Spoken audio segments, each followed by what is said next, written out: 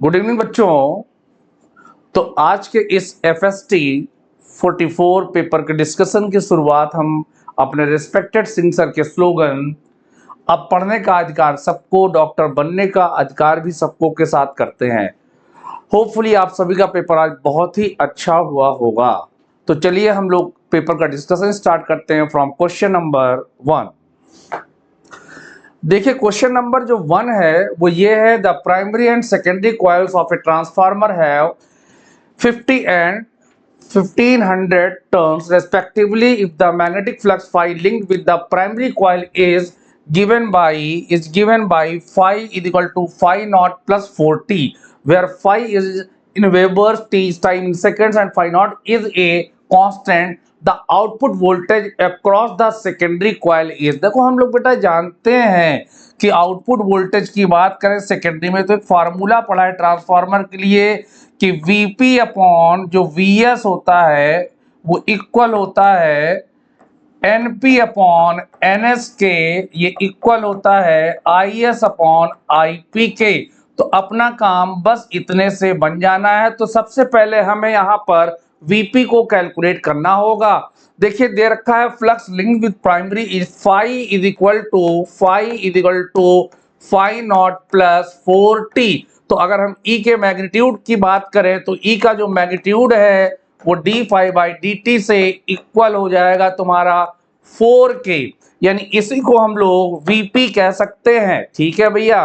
तो देखो यहां से हमसे Vs पूछा गया है तो Vs हमारा इक्वल हो जाएगा Ns upon Np multiplied by Vp के। Ns आपको दे रखा है 1500, Np दे रखा है 50, वैल्यू पुट कर देते हैं यहाँ पर 1500 अपॉन 50 और इसकी वैल्यू है 4। सॉल्व करेंगे तो यहाँ पर ये आ जाएगा 30 into 4 is equal to 140 volt. तो यानी 120 वोल्ट, 34 जा 120, तो इसकी वैल्यू आ रही है 120 वोल्ट। तो अगर हम देखें यहाँ पर तो इस क्वेश्चन का जो करेक्ट ऑप्शन है वो है ऑप्शन नंबर 3। आई थिंक ये क्वेश्चन आप सभी लोगों ने सही किया होगा। मूव करते हैं नेक्स्ट क्वेश्चन की तरफ, क्वेश्चन नंबर 2। क्वेश्चन नंबर 2 है, the velocity of electromagnetic wave is parallel to, किसके पैरेलल होती है velocity of electromagnetic wave.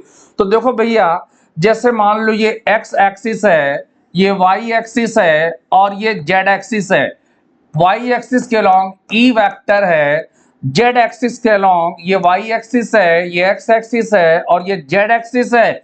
Z axis के अलॉन्ग जो बी वेक्टर है, तो हम जानते हैं कि जो वेलोसिटी हमारी वेव की होती है, जो वेलोसिटी हमारी वेव की है वो E vector cross B vector के डायरेक्शन में होती है। तो ई क्रॉस बी हमारा इस डायरेक्शन में होगा, यानी कि यहाँ पर जो होगा ये v वेक्टर जो है उसकी डायरेक्शन ये वाली होगी x एक्सिस के along, that is e vector cross b vector, यानी इसका करेक्ट ऑप्शन होगा ऑप्शन नंबर 2। आई थिंक ये भी सभी ने सही किया होगा। ठीक है, तो मूव करते हैं नेक्स्ट क्वेश्चन में, question number 3।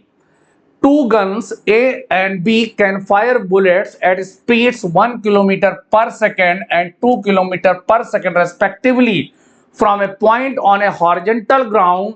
They are fired in all possible directions. The ratio of maximum areas covered by the bullets fired by the, ठीक है, जो मैक्सिमम एरिया कवर करेंगे ऑल पॉसिबल डायरेक्शन में, मतलब सपोज किसी डायरेक्शन में यहां से मैक्सिमम एरिया का मतलब है कि अब बुलेट हमारी मैक्सिमम डिस्टेंस पर गिरे, यानी कि जो भी ये है ये हमारी रेडियस जो होगी, ये जो रेंज होगी इसकी वैल्यू मैक्सिमम होनी चाहिए, ये मैक्सिमम होनी चाहिए। तो इस तरह से एक यहाँ पर चारों तरफ एक सर्कुलर रीजन बन जाएगा, ऑल पॉसिबल डायरेक्शन लिखा हुआ है, जिसमें हमारी बुलेट्स स्प्रेड हो रही होंगी, यानी कि हमें इन्हीं सर्किल के एरिया का रेशियो बताना है।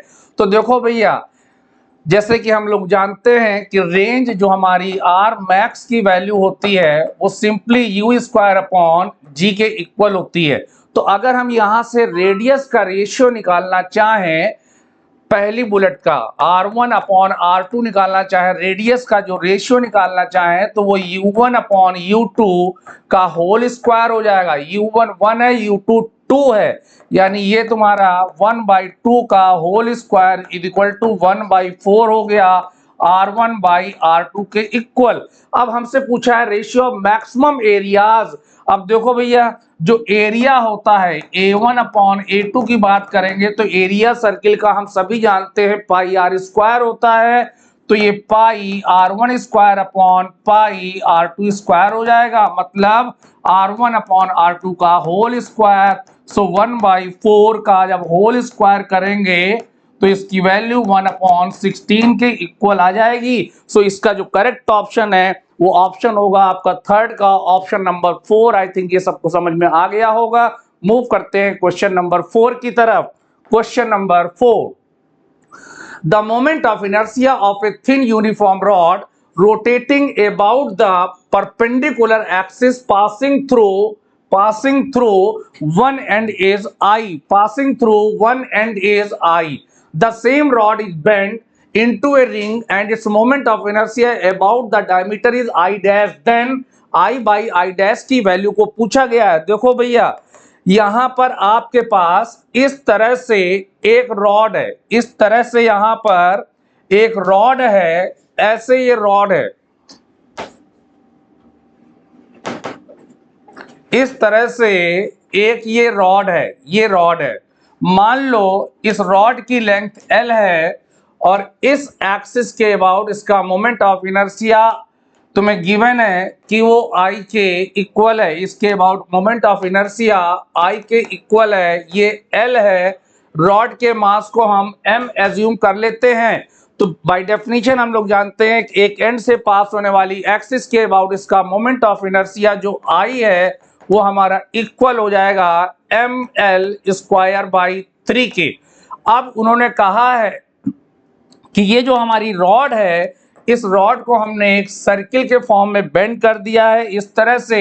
मान लो इस सर्किल की रेडियस r है, तो इन्होंने पूछा है कि इसके डायमीटर से पास होने वाली एक्सिस के अबाउट अगर इसका moment of inertia I dash है तो I बाई I डैश की वैल्यू क्या होगी। सबसे पहले देखो, इसी रॉड को बेंड किया गया है, यानी L जो है हमारा वो इक्वल हो जाएगा 2 पाई R के, तो R की वैल्यू हमारी L अपॉन 2 पाई के इक्वल होगी। रिंग है, रिंग का इस एक्सिस के अबाउट जो मोमेंट ऑफ इनर्शिया होगा I डैश वो हमारा mr स्क्वायर बाई 2 के इक्वल आएगा by using perpendicular axis theorem.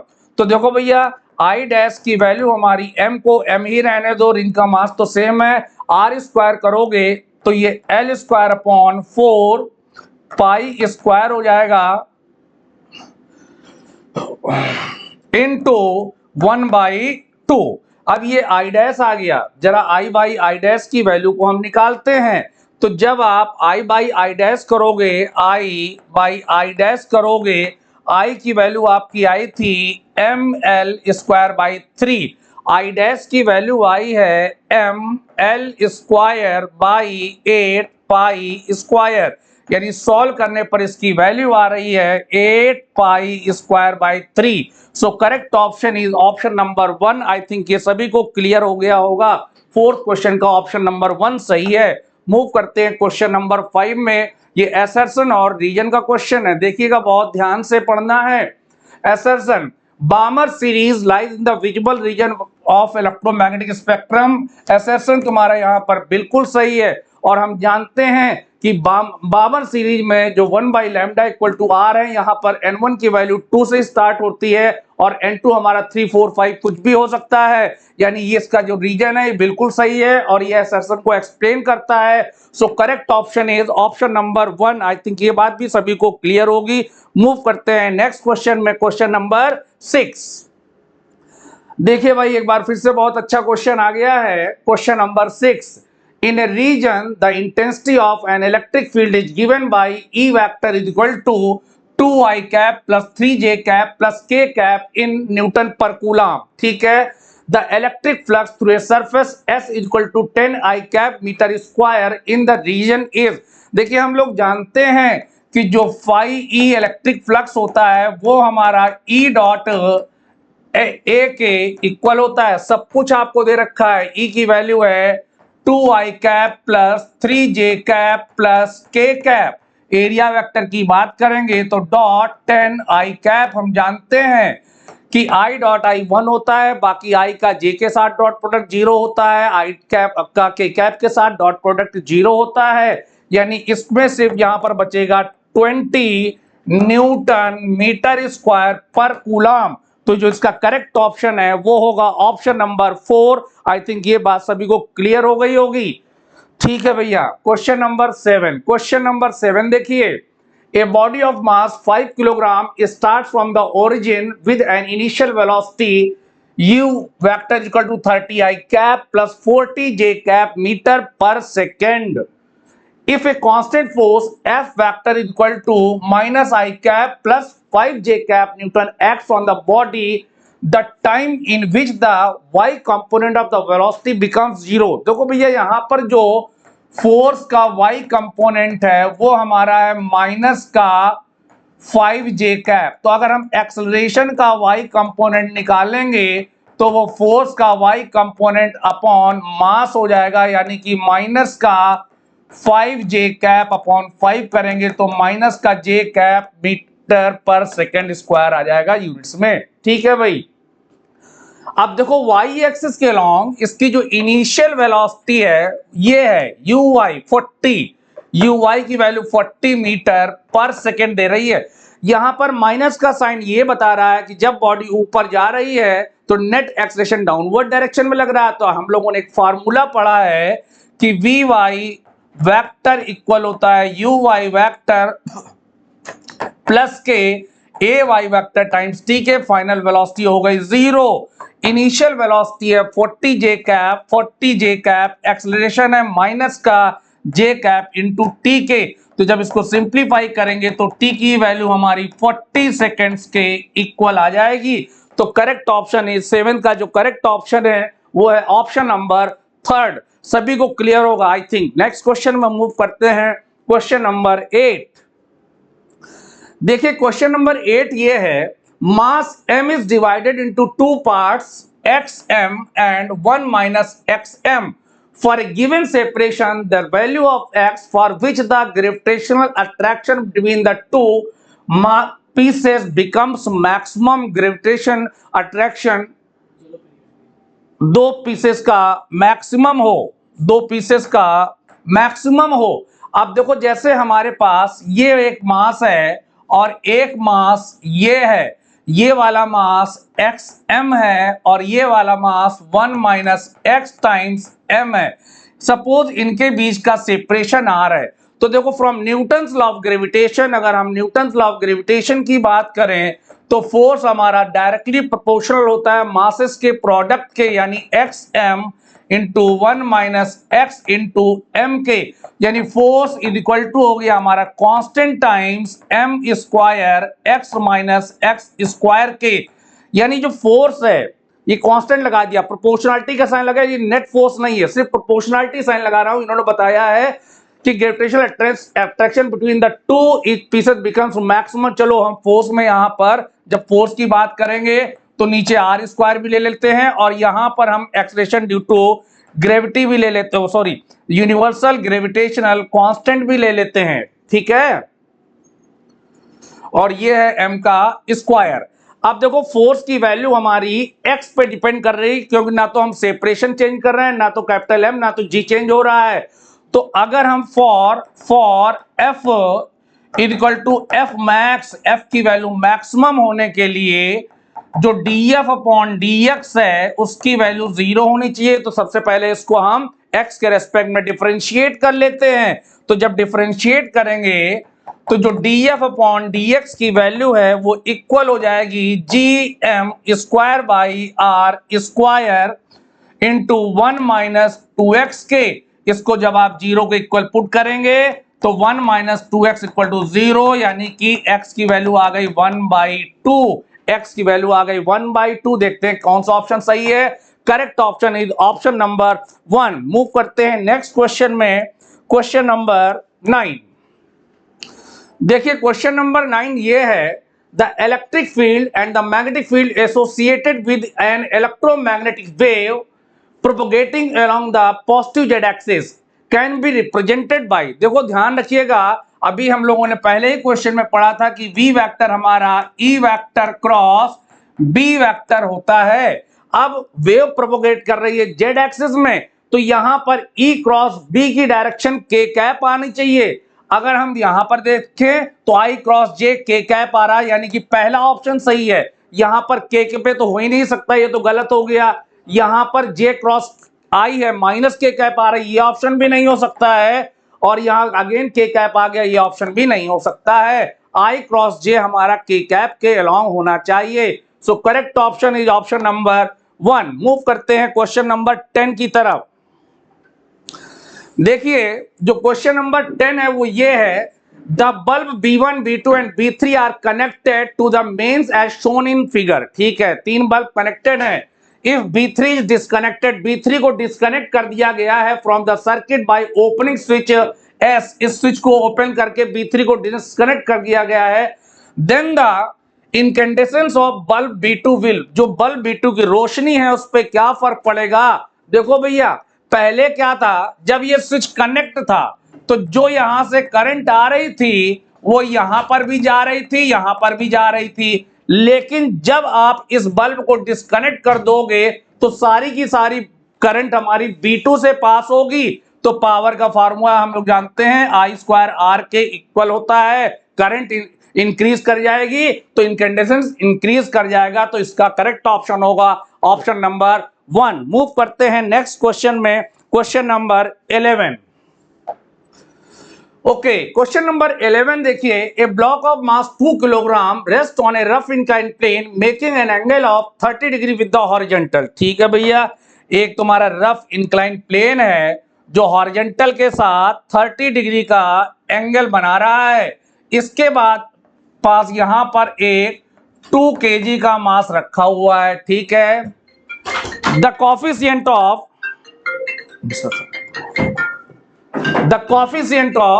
the coefficient of static friction, the coefficient of static friction between the block and the plane is 0. यहां पर जो mu की value है वो 0.7 है। इधर R लग रहा होगा, नीचे की तरफ 2G लग रहा होगा, इधर की तरफ 2G sin 30 लग रहा होगा, और पीछे की तरफ म्यू टाइम्स R लग रहा होगा। देखो हम जानते हैं कि जो स्टैटिक फोर्स ऑफ फ्रिक्शन है वो सेल्फ एडजस्टिंग फोर्स होता है नेचर में। तो जरा हम एक काम करें, इस म्यू आर की वैल्यू पहले कैलकुलेट करते हैं। ये है 0.7 और आर की वैल्यू हो जाएगी 2G cos 30 इंटू 2 इंटू जी इंटू कॉस 30 हमारा √3/2 के इक्वल होगा। ठीक है, नीचे की तरफ लगने वाले फोर्स की बात करें, मतलब ये हमारा हो गया 2 से 2 कैंसिल हो गया, इसका मल्टीप्लाई करेंगे 0.7 इंटू √3 इंटू जी के इक्वल आएगा। इधर आते हैं, इसको सॉल्व करेंगे तो इसकी वैल्यू जी 2G इंटू 1/2 आ जाएगी, यानी ये केवल G के इक्वल है। तो देखो ये जो नीचे की तरफ लगने वाला फोर्स है वो मैक्सिमम फ्रिक्शन फोर्स से कम है। फ्रिक्शन फोर्स हमारा सेल्फ एडजस्टिंग फोर्स होता है नेचर पे, तो इस समय इस पर लगने वाला जो फ्रिक्शन फोर्स है वो G के इक्वल यानी 9.8 न्यूटन के इक्वल होगा। मूव करते हैं नेक्स्ट क्वेश्चन में, क्वेश्चन नंबर 12। क्वेश्चन नंबर 12 है, which one of the following is not true. थोड़ा सा बेटा इसमें करेक्शन है, यहां पर इस तरह से बाहर -1 लगा हुआ है। तो देखिए a डॉट बी बराबर b डॉट ए, बिल्कुल सही होता है। a vector plus b vector equal to b vector plus a vector, ये भी बिल्कुल सही है। इस माइनस का मल्टीप्लाई करेंगे तो -a vector plus b vector हो जाएगा, ये भी सही हो जाएगा। a cross b equal to b cross a है। हम जानते हैं a क्रॉस b की डायरेक्शन जो है वो b क्रॉस a के अपोजिट होती है। a क्रॉस b की जो डायरेक्शन है वो b क्रॉस a के अपोजिट होती है। तो ये ऑप्शन हमारा हो गया, ऑप्शन रॉन्ग हो गया, रॉन्ग ऑप्शन हो गया। मूव करते हैं नेक्स्ट क्वेश्चन में, क्वेश्चन नंबर 13। हमसे रॉन्ग ऑप्शन पूछा गया था, इसलिए उसका जो करेक्ट ऑप्शन होगा वो 4 होगा। करेक्ट ऑप्शन जो होगा 4 होगा। क्वेश्चन नंबर 13 में देखिए बेटा, a gun fire bullets each of mass 1 gram with a velocity of 10 meter per second by exerting a constant force 5 gram weight, then the number of bullets fired per second is take g equal to 10 meter per second square। देखो भैया हम लोग जानते हैं कि F delta T equal to होता है M delta V के, ठीक है, ठीक है। F डेल्टा T फोर्स कितना है 1 ग्राम वेट, 5 ग्राम वेट, यानी 5 ग्राम को बदला 10⁻³ में, G से मल्टीप्लाई किया, डेल्टा T 1 है। एक बुलेट का मास 1 ग्राम है तो हमने मान लिया n नंबर ऑफ बुलेट्स हैं विद 1 ग्राम, 1 इंटू 10⁻³ वेलोसिटी है 10 मीटर पर सेकंड, 10 से मल्टीप्लाई कर दिया, 10⁻³ 10⁻³ 10 से 10 कैंसिल, तो यहां से n की वैल्यू 5 आ गई, यानी कि 5 बुलेट्स आ गए यहां पर, n की वैल्यू 5 आ गई। ये क्वेश्चन नंबर था 13। Question number 14, a 100 volt AC source of frequency 500 Hz is connected to an LCR circuit with L equal to 8.1 millihenry.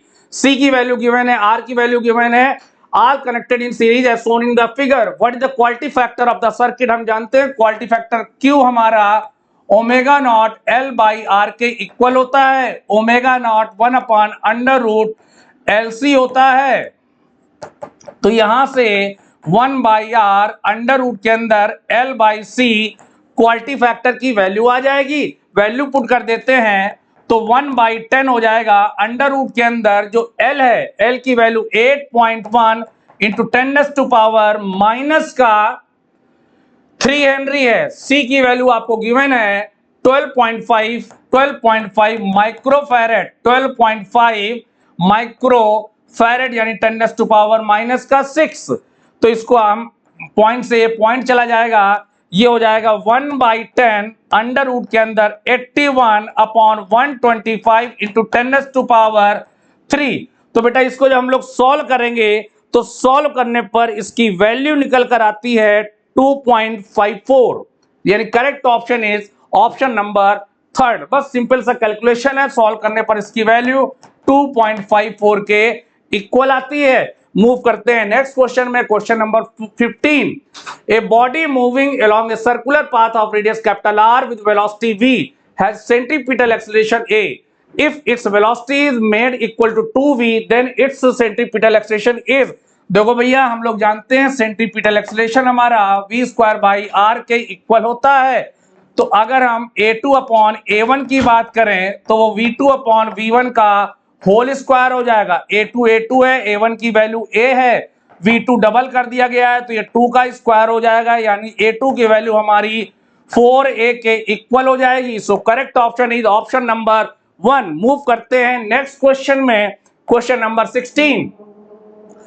In case of an orbiting satellite, if the radius of the orbit is decreased, कोई orbiting satellite है, ये कह रहे हैं radius of orbit is decrease, ठीक है भैया, radius of orbit को डिक्रीज कर रहे हो तो काइनेटिक एनर्जी पे क्या फर्क पड़ेगा। देखो भाई काइनेटिक एनर्जी के जो है हमारी वो 12m v0² होता है, और हम जानते हैं v0 की वैल्यू अंडर रूट के अंदर gm/r के इक्वल होती है। तो अगर हम रेडियस को डिक्रीज करेंगे तो काइनेटिक एनर्जी डिक्रीज नहीं होगी, इंक्रीज होगी। काइनेटिक एनर्जी हमारी क्या होगी, इंक्रीज होगी। तो ये ऑप्शन तो रॉन्ग हो गया। पोटेंशियल एनर्जी की बात करें, potential energy U equal to minus का G m/r होती है। अगर देखो R को डिक्रीज करोगे तो ये चीज नेगेटिव में इंक्रीज करेगी। नेगेटिव में इंक्रीज करने का मतलब हो गया कि वो डिक्रीज कर रहा है, तो इस पोटेंशियल एनर्जी डिक्रीजेस, तो इसका करेक्ट ऑप्शन होना चाहिए तुम्हारा 16 का होना चाहिए। Second option is the correct option. I think ये सभी को क्लियर है। मूव करते हैं क्वेश्चन नंबर 17 में। Equations y1 equal to 2a cos square omega t and y2 equal to a sin omega t 3 cos omega t represents the motion of two particles. देखो सबसे पहले हम इनको सिंपल फॉर्म में लिख लेते हैं। जो y1 है वो 2a cos square omega t है, यानी y1 की वैल्यू की बात करें तो ये 2a 1 plus cos 2 omega t, एक फार्मूला होता है ना हाफ एंगल फार्मूला, क्या होता है cos 2 theta is equal to 2 cos square theta minus का 1, यानी कि हम कॉस स्क्वायर ओमेगा टी की जगह 1 प्लस कॉस 2 थीटा अपॉन 2 लिख सकते हैं। 2 से 2 कैंसिल हो गया तो y1 की वैल्यू आ गई a 1 plus cos 2 omega T. तो ये एसएचएम को तो रिप्रेजेंट कर रहा है, दो बार डिफरेंशिएट कर देंगे तो expression is directly proportional to negative of displacement, तो ये एसएचएम तो है, ठीक है। इसको देखें y2 को, तो y2 हमारा, इस इक्वेशन को हम लोग लिख देते हैं, 2 से मल्टीप्लाई कर दिया, 2 से डिवाइड कर दिया, तो ये साइन ओमेगा टी कॉस 60 हो जाएगा प्लस का कॉस ओमेगा टी साइन 60 हो जाएगा। साइन 60 की वैल्यू √3/2 होती है, 2 से मल्टीप्लाई कर दिया है और 2 से डिवाइड कर दिया है, तो जो y2 है हमारा वो 2a sine omega T plus का π/3 हो जाएगा। अब देखते हैं भाई, तो ये दोनों ही इक्वेशन हमारी एसएचएम को रिप्रेजेंट कर रही हैं। तो पहला ऑप्शन तो हो गया। पूछा क्या गया है, ये दिया only one of the simple harmonic, तो ये तो रॉन्ग हो गया। रेशियो ऑफ मैक्सिमम स्पीड्स की बात करें तो देखो इसकी जो मैक्सिमम स्पीड होगी ए ओमेगा से वो ट्वाइस ए ओमेगा हो जाएगी, क्योंकि ओमेगा यहां पर 2 ओमेगा है, ए है।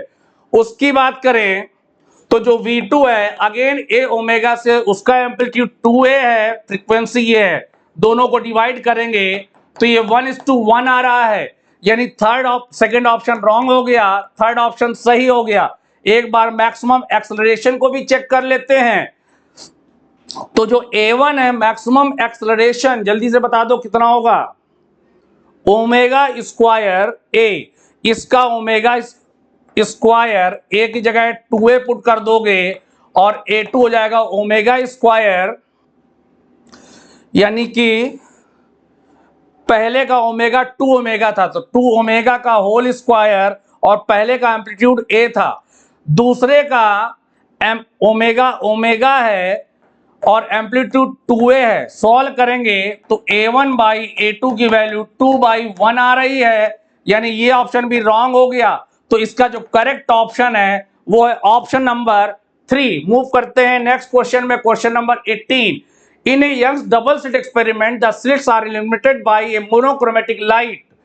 The entire setup is immersed in pure water. In order to restore the original fringe width, what can be done? देखो भैया, बीटा हमारा लैम्डा डी अपॉन डी के इक्वल होता है। जब वाटर में इमर्ज करेंगे तो बीटा वाटर हमारा lambda by mu D by D, यानी कि lambda D upon D mu हो जाएगा, जो कि बीटा बाई म्यू के इक्वल है, ठीक है। यानी ये म्यू पे डालने पे डिक्रीज करेगा, तो इसको बढ़ाना है, तो इसको बढ़ाने के लिए हम एक तो डी को बढ़ा सकते हैं। डी कहाँ है, the screen can be moved away from the slit plane, बिल्कुल सही है।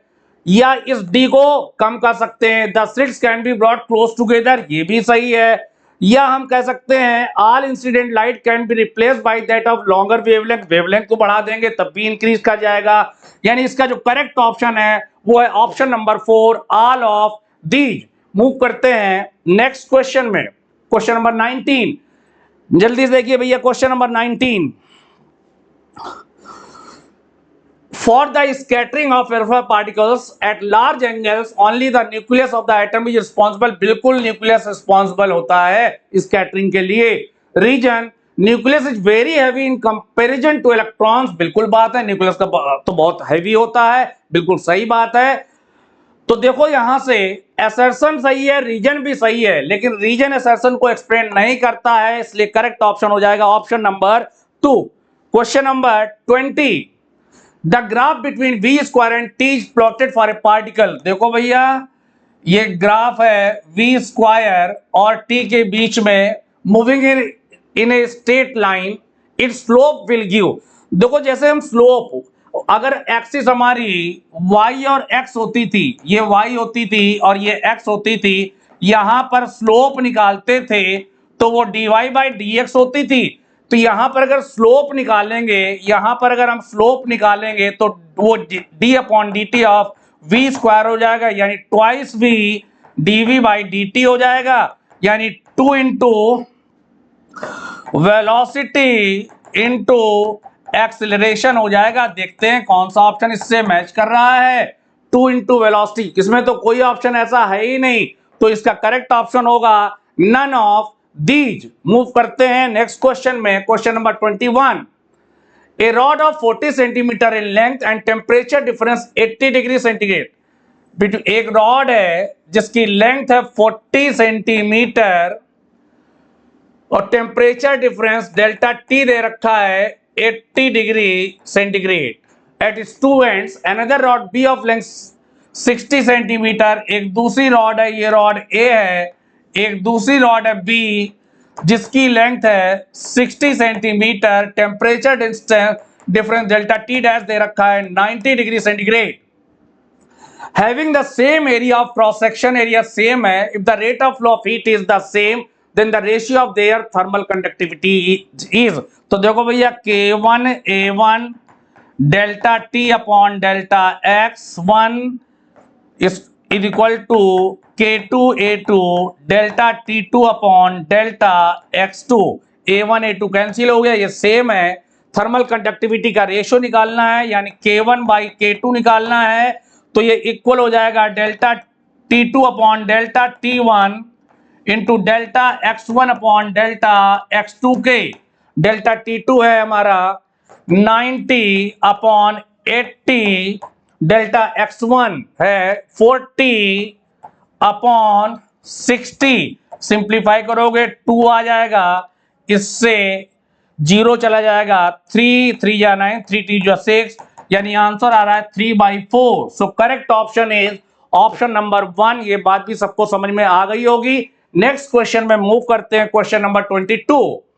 The figure shows 4 loops with edge lengths of either L or 2L. All 4 loops will move through a region of uniform magnetic field B vector directed out of the page at the same constant velocity। velocity सबकी same है। rank the 4 loops according to the maximum magnitude of the EMF induced as they move through the field generates greatest first। देखो भैया E जो है वो V vector cross B vector dot L vector होता है, या E के magnitude की बात करें, हम E की बात करें तो ये simply in this situation VBL के इक्वल हो जाएगा। V कांस्टेंट है, B कांस्टेंट है, जहां पे लेंथ सबसे ज्यादा होगी वहां पे इंड्यूस्ड ईएमएफ सबसे ज्यादा होगा। तो जब इसकी एक साइड अंदर गई होगी तो ये और ये लेंथ आपस में बराबर होंगी, यानी हम लोग कह सकते हैं कि EC हमारा बराबर होगा ED के। इन दोनों में ये बराबर, लेकिन इनसे ज्यादा होगा और ये ग्रेटर होगा EA बराबर EB से, EA बराबर EB से, क्योंकि इसकी लेंथ L और L है और इसकी लेंथ 2L और 2L है। So correct option is option number 2। Question number 23। Question number 23 ये है, figure shows how the stream of water emerging from A faucet next down as fast the area changing from A0 to A। ठीक है, यहां पर area A0 से A change हो रहा through a fall of H. At what rate does the water flow from the tap. Top से पानी यहां से किस रेट से निकल रहा होगा, यानी कि रेट अगर यहां पर इसकी वेलोसिटी V0 है तो R की वैल्यू हमारी A0 V0 हो जाएगी। ये रेट पूछा गया है। तो सबसे पहले देखो, अगर ये 0.1 है और ये 0.2 है, A1 और 2 के बीच में हम प्रिंसिपल ऑफ कंटिन्यूटी लगाते हैं, तो A0 V0 बराबर हो जाएगा A इंटू V के, यानी यहां पर वेलोसिटी जो V आएगी वो A0 upon A into V0 के इक्वल हो जाएगी। अब H हाइट के बाद पानी की वेलोसिटी निकालते हैं, तो हम लोग यूज करते हैं third equation of motion, V square equal to U square plus 2GH। तो ये हो जाएगा V square equal to U square की जगह हो जाएगा V0 स्क्वायर प्लस का 2GH। V0 की वैल्यू पुट कर देंगे तो A0 square V0 square upon A square, इस V0 स्क्वायर को उधर ले आएंगे तो माइनस का V0 स्क्वायर बराबर हो जाएगा 2GH के। यहां पर हम V0 स्क्वायर कॉमन ले लेंगे, V0 स्क्वायर कॉमन ले लेंगे और नीचे A स्क्वायर एलसीएम ले लेंगे, तो ये A0 square minus A square हो जाएगा इक्वल टू 2GH के। तो अगर हम यहां से V0 की वैल्यू निकाल लें तो वो A square 2GH upon A0 square minus A square के स्क्वायर रूट के इक्वल हो जाएगा। तो रेट की बात करें तो हमें यहां पर ए नॉट से और मल्टीप्लाई करना पड़ेगा, देयरफॉर जो रेट है आर वो हमारा ए नॉट अंडर रूट के अंदर A square 2gh upon A not square minus A square के इक्वल होगा। तो चेक कर लेते हैं कौन सा ऑप्शन सही है भैया, जल्दी से देख लीजिए।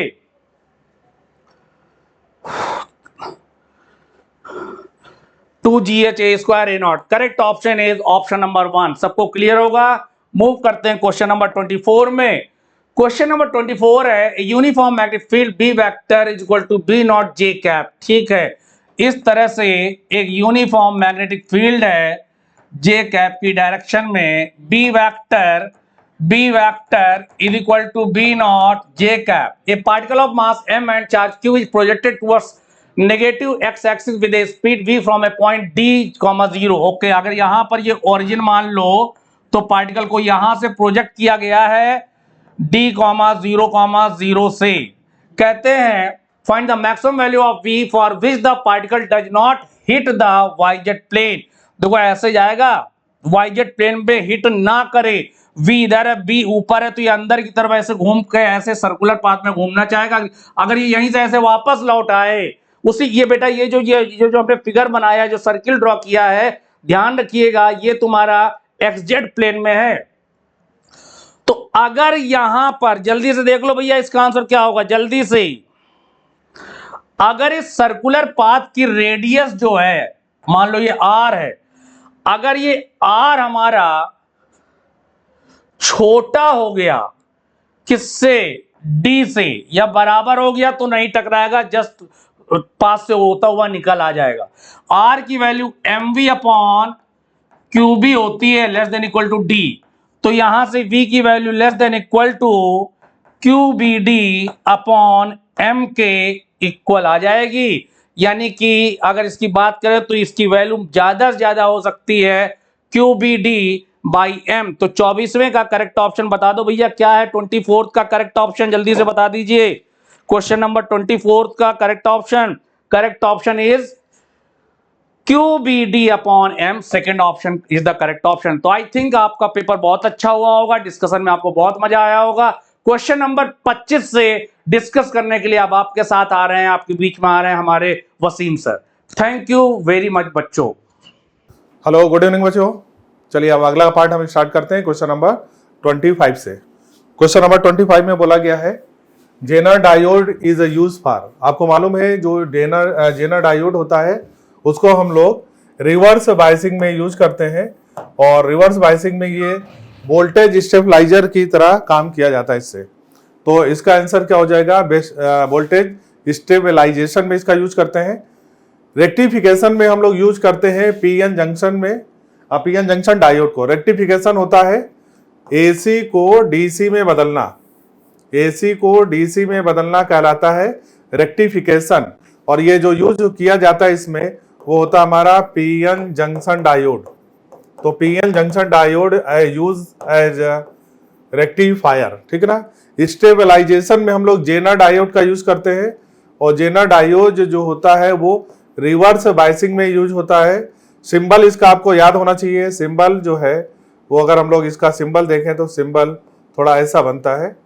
ये रिवर्स बायसिंग में यूज करता है। वोल्टेज स्टेबलाइजेशन में इसका यूज किया जाता है। एम्प्लीफिकेशन में यूज करते हैं हम लोग ट्रांजिस्टर का। तो transistor use as voltage amplification या एम्प्लीफिकेशन में इसका यूज करते हैं ट्रांजिस्टर का। प्रोड्यूसिंग ऑसिलेशन इन ऑसिलेटर में एलसी सर्किट का यूज करते हैं। तो एलसी सर्किट का यूज किया जाता है। एलसी ऑसिलेशन इसको बोलते हैं, या प्रोड्यूसिंग ऑसिलेशन इन ऑसिलेटर। तो राइट आंसर पूछा गया था जेनर डायोड के लिए रिवर्स बायसिंग में यूज करते हैं, यूज होता है एज द वोल्टेज स्टेबलाइजर। तो पहला इसका आंसर हो जाएगा सेकंड। क्वेश्चन नंबर 26 में मैचिंग करना है, और मैचिंग बहुत ही आसान होता है इसका। यहां पर आपका थोड़ा क्वेश्चन में ससेप्टिबिलिटी के बारे में बोला गया है। तो यहाँ पर नेगेटिव मैग्नेटिक ससेप्टिबिलिटी बतानी है, ठीक है ना। तो किसका नेगेटिव ससेप्टिबिलिटी होती है, नेगेटिव ससेप्टिबिलिटी ये थोड़ा सा इधर से उधर हो गया, ये थोड़ा सा इसमें करेक्शन होना चाहिए था। अगर ऑनलाइन आपने किया होगा तो इसमें थोड़ा सा, ये फेरो मैग्नेटिक है, ससेप्टिबिलिटी यहाँ पर नहीं है, इसको हटा देना। यहाँ पर भी ससेप्टिबिलिटी नहीं है। फेरोमैग्नेटिक, डायामैग्नेटिक, और तीसरा ऑप्शन दिया है पैरामैग्नेटिक। यहां पर क्या होगा? पैरामैग्नेटिक। और यहां पर है हमारा मैग्नेटिक, ये है हार्ड मैग्नेटिक मटेरियल। चौथा ऑप्शन है हार्ड मैग्नेटिक मटेरियल। तो ये ऑप्शन इसका सही होना चाहिए। अब चलो इसमें मैचिंग कराते हैं और ससेप्टिबिलिटी के बारे में बताना है। ससेप्टिबिलिटी यहां पर होगा किसकी? ससेप्टिबिलिटी, ससेप्टिबिलिटी, ससेप्टिबिलिटी के बारे में बताना है। चलो निगेटिव ससेप्टिबिलिटी किसके लिए होती है? तो निगेटिव ससेप्टिबिलिटी होती है हमारा डाया मैग्नेटिक सब्सटेंस की निगेटिव ससेप्टिबिलिटी होती है। पॉजिटिव एंड स्मॉल ससेप्टिबिलिटी होती है, ये होती है हमारी पैरामैग्नेटिक सब्सटेंस की। Positive and large magnetic susceptibility होती है फेरोमैग्नेटिक सब्सटेंस का। और जो लोडेड स्टोन होता है वो हार्ड मैग्नेटिक मटेरियल है। मैचिंग करना था इसमें, तो पहले का निगेटिव ससेप्टिबिलिटी डाया, फर्स्ट का सेकंड होगा, तो फर्स्ट का सेकंड होगा तो ये तो ऑप्शन नहीं होगा, ये ऑप्शन नहीं होगा, दो ऑप्शन बचे। और पॉजिटिव एंड स्मॉल जो होगा वो होगा पैरामैग्नेटिक का, तो बी का थर्ड होगा, यानी कि आंसर थर्ड होगा। तो ए का सेकंड, बी का थर्ड, सी का जो है वो 1 होगा। तो यहां पर मैचिंग करना था, थोड़ा सा करेक्शन है तो यहां पर चेक कर लेना। क्वेश्चन नंबर है 27। Liquid does not wet the solid surface.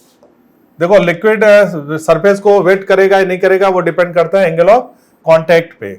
और एंगल ऑफ कांटेक्ट अगर देखो ध्यान से, अगर मान लो ये कोई पाइप है, कैपिलरी ट्यूब है, और अगर ये ऐसा बने, ये इसका एंगल, ये ऐसा, अगर एंगल जो है, एंगल ऑफ कांटेक्ट जो है वो कितना हो, अगर वो greater than theta is greater than 90 degree हो, तो ये जो है सरफेस को वेट नहीं करेगा।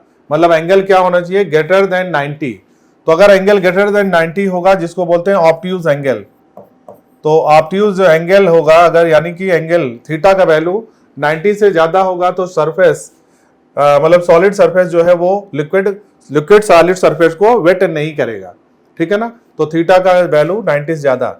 अगर थीटा का वैल्यू 90 से कम है, यानी कि एंगल ऑफ कांटेक्ट अगर हम लोग देखें, और एंगल ऑफ कांटेक्ट को हम लोग अगर यहां पर बना के देखें, तो एंगल ऑफ कांटेक्ट अगर मान लो सरफेस कॉनकेव है ना, कॉनकेव सरफेस हो, ये हमारा सरफेस ये सॉलिड हो गया, ये लिक्विड का, ये एंगल हो गया theta, angle of contact. Theta का वैल्यू अगर लेस देन 90 हो, थीटा इज लेस देन 90 हो, तो सरफेस जो है वो वेट हो जाएगा, मतलब लिक्विड वेट कर देगा। तो यहां पर वेट हो जाएगा, और यहां पर जो है ये वेट नहीं होगा, does not wet, does not wet. ठीक है ना? इसको बोलते हैं एक्यूट एंगल। अगर एंगल एक्यूट होता है तो वेट होगा, एंगल ऑब्ट्यूज होगा तो जो है वो वेट नहीं होगा। ठीक, चलिए अगला करते हैं क्वेश्चन नंबर 28। यहां पर 4 आइडेंटिकल रॉड हैं, सभी रॉड आइडेंटिकल हैं और ये मिलके एक स्क्वायर बना रहे हैं। तो 4 आइडेंटिकल रॉड स्क्वायर बना रहे हैं। चलो सभी का मटेरियल सेम है, एंड टू एंड जुड़ रहा है। तो एक रॉड, चलो इसको नाम दे देते हैं, ये ए, ये बी, ये सी, ये डी। ठीक है ना? सभी आइडेंटिकल हैं तो इसका रेजिस्टेंस आर मान लिया, तो इसका भी रेजिस्टेंस आर होगा, इसका रेजिस्टेंस आर होगा।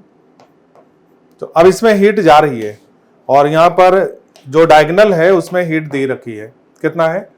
Diagonal is 100 degree centigrade. Potential temperature difference between end of diagonal. तो चलो यहाँ से अगर हीट जा रही होगी, इसको एच मान लें, तो डायगोनल यहाँ पर जो पोटेंशियल डिफरेंस टेम्परेचर डिफरेंस है, मतलब थीटा ए माइनस थीटा सी, ये कितना है? 100 डिग्री। क्वेश्चन में बताना है डी और बी के बीच का टेम्परेचर डिफरेंस क्या होगा। तो यहां से जब हीट जाएगी, तो क्योंकि आइडेंटिकल रॉड है, तो ये इस पार्ट में यहां से यहां तक जो हीट जाएगी, उतना हीट यहां से यहां तक जाएगी। ठीक है ना? दोनों में हीट की वैल्यू सेम होगी। तो हीट इक्वली डिवाइड हो जाएगा, मतलब यहाँ पर हीट कितनी जाएगी h/2, इसमें भी हीट कितनी जाएगी h/2, क्योंकि मटेरियल सेम है और रेजिस्टेंस यहाँ पर यहाँ दोनों का सेम है। तो यहाँ से यहाँ तक और यहाँ से यहाँ तक ये हमको लिखना है, ठीक है ना। तो इसका मतलब क्या हो गया कि A से अगर हम लोग D पे देखें तो theta A minus theta D जितना आएगा उतना ही इधर भी आएगा, क्योंकि दोनों में हीट का वैल्यू सेम है। तो यही वैल्यू किसके बराबर हो जाएगी, theta A minus theta B के बराबर हो जाएगी, ठीक है ना। अब जरा ध्यान से देखो, थीटा A से थीटा A कैंसिल हो जाएगा, तो थीटा D की वैल्यू थीटा B के बराबर हो गई। क्वेश्चन में पोटेंशियल टेम्परेचर डिफरेंस लिखना है, तो theta D minus theta B की वैल्यू निकालना है, तो ये वैल्यू कितना आ जाएगा 0। तो इसका जो राइट आंसर हो जाएगा वो आंसर हो जाएगा 0 डिग्री सेंटीग्रेड, ठीक है ना। तो कोई आइडेंटिकल रॉड है तो दोनों में हीट का वैल्यू सेम होगा, हीट सेम जा रही है तो मतलब यहाँ का जो टेम्परेचर डिफरेंस होगा और यहाँ का और इसका टेम्परेचर डिफरेंस A से D तक वो बराबर होगा, ठीक। तो इसका मतलब डिफरेंस का वैल्यू 0 आएगा। चलिए अगला करते हैं क्वेश्चन नंबर 29। यहाँ पर figure show the snapshot of string at t equal to 0। तो t इक्वल टू 0 पे यहाँ पर एक स्नैपशॉट लिया गया है और यहाँ पर पार्टिकल की वेलोसिटी 60 डिग्री एंगल पे यहाँ पर दे रखा है। क्वेश्चन में हमको बताना है कौन सी इक्वेशन होगी। अच्छा, इक्वेशन अगर हम लोग देखें तो y बराबर हम लोग लिखते हैं a sin omega t plus pi, ठीक है ना। अब जरा यहाँ पर देखो एम्पलीट्यूड क्या होगा। तो क्वेश्चन में एम्पलीट्यूड मैक्सिमम डिस्प्लेसमेंट को बोला जाता है। ये हमारा पार्टिकल मीन पोजीशन पे है, मैक्सिमम कितना ऊपर तक गया, तो ये वैल्यू क्वेश्चन में 4 है, तो एम्पलीट्यूड की जगह पर तो 4 हो जाएगा, ठीक है ना। साइन लिखेंगे ओमेगा टी। अब यहाँ पर क्वेश्चन में पहले तो एम्पलीट्यूड देख लेते हैं, कहाँ पर 4 है, तो यहाँ पर हमारे पास इसमें 2√2 है और 2√2 है, तो ये दोनों तो कट गया, एम्पलीट्यूड 4 होना चाहिए, तो या तो सेकंड होगा या तो 4 होगा। अब जरा ध्यान से देखें क्वेश्चन में यहाँ पर π/4 जो आया वो कैसे चेक करेंगे, π/4 कैसे आएगा। और अब दो ऑप्शन में हम लोग को चेक करना है, ऑप्शन में केवल साइन चेंज हो रहा है, यहाँ प्लस का साइन है, यहाँ माइनस का साइन है। ये जो है डायरेक्शन बताती है वेव की प्रोपोगेशन की डायरेक्शन। तो देखते हैं वेव प्रोपोगेशन की डायरेक्शन किधर होगी, तो कैसे निकालते हैं। हम लोग को मालूम है v बराबर क्या होता है, वेलोसिटी हमको निकालना है एट p, तो ये हो जाएगा माइनस का v और यहाँ पर हो जाता है dy/dx जिसको बोलेंगे हम लोग स्लोप। तो अगर यहाँ पर स्लोप को देखें तो स्लोप यहाँ पर कितना है 60 डिग्री, तो ये हो गया माइनस का, और यहाँ पर अगर हम लोग इसको लिखें तो माइनस ये हो गया v और स्लोप हो गया यहाँ पर कैसा tan 60। tan 60 की वैल्यू क्या होगी पॉजिटिव, इसका मतलब यहाँ पर डायरेक्शन जो आएगी वो निगेटिव आएगी। तो इसका मतलब निगेटिव x डायरेक्शन में वेव जो है वो प्रोपोगेट हो रही है। तो ऑप्शन चेक कर लेते हैं कहाँ पर निगेटिव x डायरेक्शन है। तो यहाँ पर देखते हैं, यहाँ प्लस लिखा है, ये प्लस जो है ये बताता है कि हमारी वेव माइनस x डायरेक्शन में जा रही है, और अगर यहाँ माइनस लिखा है तो इसका मतलब यहाँ पर प्लस x डायरेक्शन में वेव प्रोपोगेट कर रही है। तो हमें वेव का डायरेक्शन मालूम हो गया, माइनस डायरेक्शन होना चाहिए, और ये माइनस किस इक्वेशन में है, आंसर नंबर सेकंड में। तो यहाँ पर प्लस है, प्लस का मतलब माइनस x डायरेक्शन में वेव प्रोपोगेट हो रहा है, तो आंसर इसका सेकंड होगा, ठीक है ना। अच्छा, अब यहाँ पर जल्दी से देखें कि ये जो 50 आया वो कैसे आएगा। 50 मतलब ये वैल्यू हमारी k की है, ये हमारी वैल्यू क्या है k। तो k निकालने के लिए हमको वेवलेंथ चाहिए। वेवलेंथ क्या होगा, वेवलेंथ होता है एक साइकिल का कंप्लीट, एक साइकिल की जो डिस्टेंस होती है। तो अगर एक कंप्लीट साइकिल देखें तो यहाँ से और यहाँ तक एक कंप्लीट साइकिल बन रही है, इसके बीच की दूरी हमारी वेवलेंथ कराएगी लैम्डा। ये 1.5 है, ये 5.5 है, तो वेवलेंथ हो गई 5.5 माइनस का 1.5, तो ये वैल्यू हमारी कितनी आ जाएगी 4। और चूंकि ये वैल्यू सेंटीमीटर है तो मीटर में 4 × 10⁻⁻2 मीटर हो गई। अच्छा, k की वैल्यू निकालना है, तो k बराबर हमारा होता है 2π/λ, तो 2π/λ, लैम्डा की जगह पर 4 × 10⁻⁻2 रखेंगे, तो ये वैल्यू ऊपर जाके 100 हो गया, ये कट जाएगा, तो ये वैल्यू आ जाएगा 50 और पाई। तो 50 पाई इसका k का वैल्यू होगा, इस ऑप्शन में 50 पाई दे रखा है, तो यहाँ से 50 पाई आ गया, ठीक है ना। यहाँ पर ओमेगा का वैल्यू निकालना है, तो ओमेगा का वैल्यू कैसे निकालेंगे, ओमेगा निकालने के लिए हमको फ्रीक्वेंसी चाहिए, तो ओमेगा बराबर होता है 2πf, और फ्रीक्वेंसी की वैल्यू कैसे निकालेंगे, फ्रीक्वेंसी बराबर होता है वेलोसिटी अपॉन वेवलेंथ।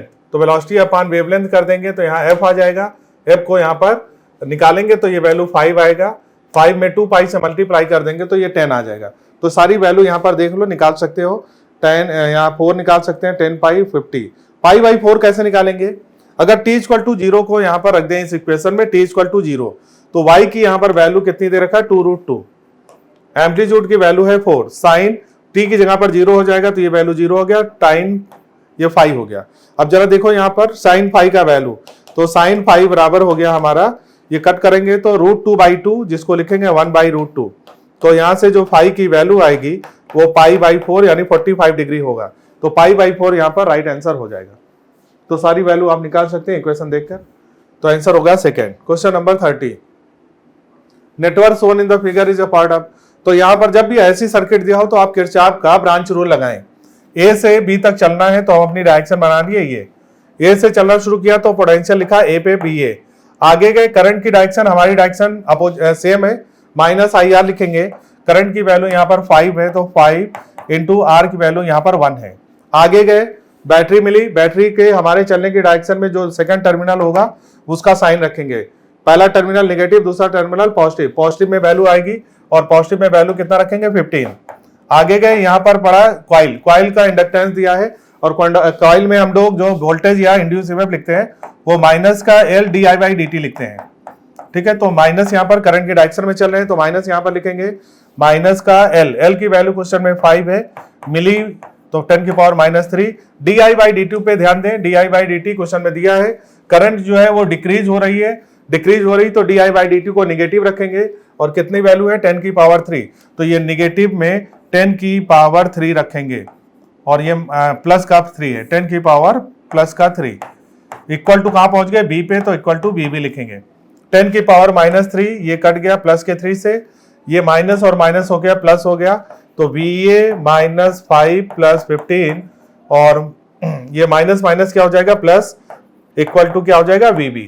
माइनस से प्लस से कैंसिल हो गया, VB - VA की वैल्यू पूछा है तो VB - VA बराबर आ जाएगा 15 वोल्ट। राइट आंसर होगा सेकेंड। चलिए अगला करते हैं क्वेश्चन नंबर 31। क्वेश्चन नंबर 31 में बोला गया है Young modulus of wire is numerically equal to the stress. Young modulus की वैल्यू यानी y की वैल्यू स्ट्रेस के बराबर कब होगा?